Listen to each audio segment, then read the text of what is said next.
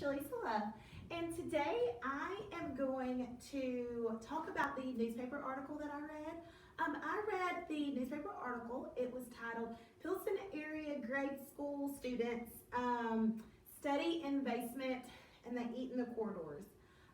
This newspaper article was written in the Chicago Tribune, January 30th, 1959. It was written by Erwin Bach. The newspaper article in all, it talks a lot about just the overcrowded schools that were going on in this county. There were, over the course of about 4 years, they increased by 851 students. So, I mean, if you know anything about, like, that's a lot of kids, if you know anything about, like, overpopulation. The school system the school board, they gave the school system $1,000, and that $1,000 was just for like study allocations, but they would never give money for schools. There are 4 different schools in the school system. One was overpopulated by 55 kids. Another one was overpopulated by 161 students.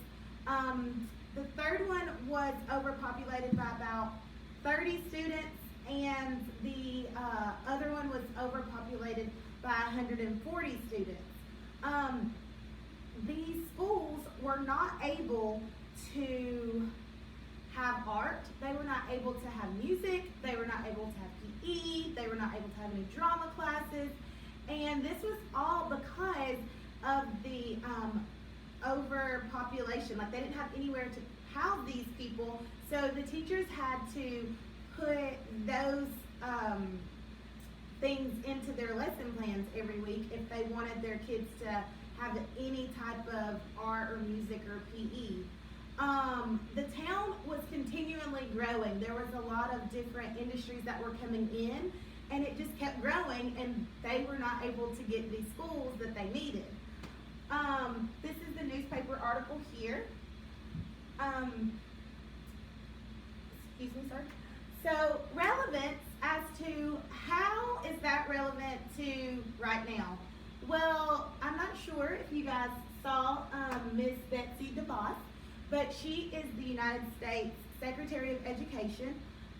She has been in the news here recently, within the past few weeks. One thing's about the Special Olympics, but the other thing is she's been talking a lot about just like class sizes. And she talks about how she feels that class sizes should be larger. She made the comment, students may be served better in larger classrooms. And it's crazy for me to think that. I teach high school right now, but when I taught elementary school especially, larger class sizes just means that, like, you're not able to get to really know a lot of your students. You're having to try to just make sure, like, it's like herding cats. Like, you're just making sure everything is good.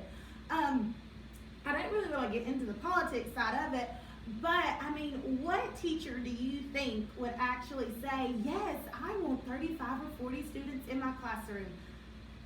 Me personally, I wouldn't, but I mean, that's the way that she thinks that we should move towards that.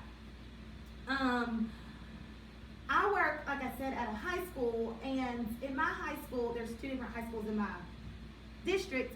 Our high school is the smaller one, and it's amazing. A lot of students who come here always rave about how they're excited that we have small class sizes here, because at our other high school in the district, there are 2,000 kids. Our school only has 350 kids.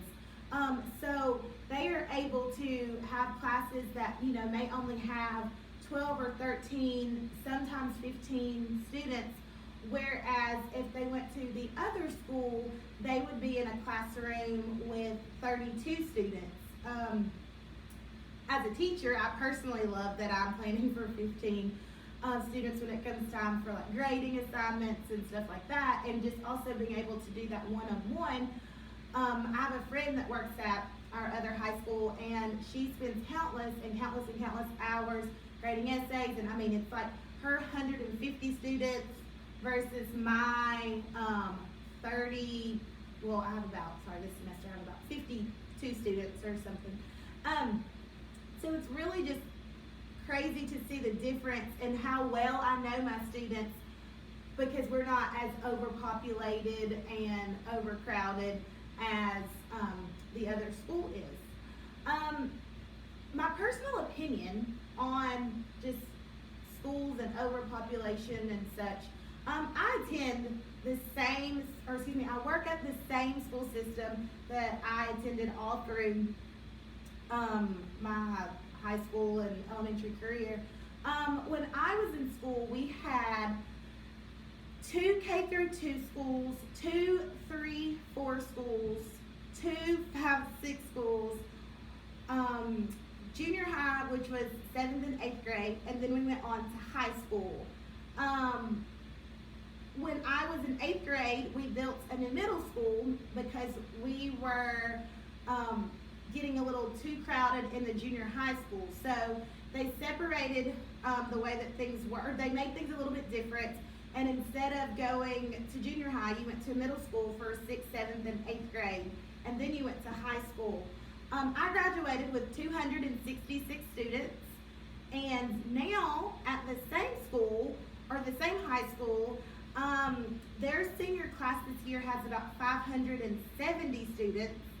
And their junior class has right at 608 students, I believe. So the school hasn't really changed much, but they have added on a little bit, which is helping with the overcrowded schools, but it really hasn't helped it that much. So this past year, our district has decided to change things all around. Sorry, forgot to change that. They've decided to change things all around, and now we have elementary schools. So they are pre-K through 5, and then we are getting a brand new 6th grade through 7th grade school. The current middle school is going to become the 8-9 school, and then we will still have 2 separate high schools.